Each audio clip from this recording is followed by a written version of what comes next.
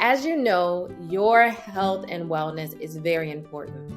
As a lifestyle medicine doctor, I want to take some time to focus on just that, your wellness, because a lot of times we don't focus on that. In lifestyle medicine, a specialty that looks at the foundation of your health, we focus on some key parts of wellness. So your food, physical activity, sleep, stress, and relationships, and avoiding unhealthy habits like smoking and drinking excessive alcohol. Today, though, we'll focus more on the foods we eat. Okay, let's be real. Life can be tough, work can be hard. So making healthy food decisions is not the easiest thing to do. What I would like you to do, though, in this moment is to quickly think of the foods that you ate just this week. And if that's hard, maybe in the last 24 hours. Was it processed foods or was it fresh? Did it make you feel good? Did it make you feel tired?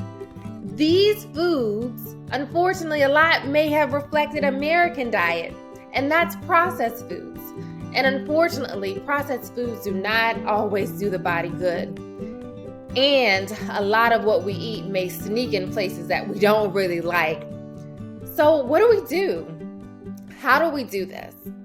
Well, I want to tell you something, a little secret maybe, of how healthy foods that are plant-based can actually help you in so many ways, from preventing you from having high blood pressure or even treating it, to even helping you with diabetes and cardiac disease and reversing it. If you really take inventory of what you're eating, does it include fruits and vegetables in your diet? Is most of your diet those things that we might see at Burger King, McDonald's, or even things that may be frozen and not as fresh as we would like? So today, I want you to take inventory, and this is your action step. I want you to actually think about the foods that you're putting into your body. You will be amazed at what you find when you do this. All my patients are like, what? When I do that. This is information that you can use to start making changes.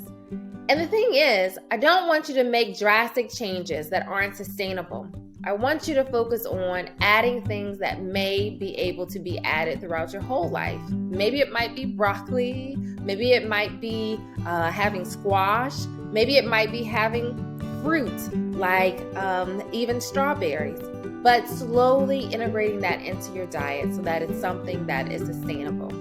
I hope this information helps you, and you got this. With these changes, it will really make a difference in your whole wellness. Thanks.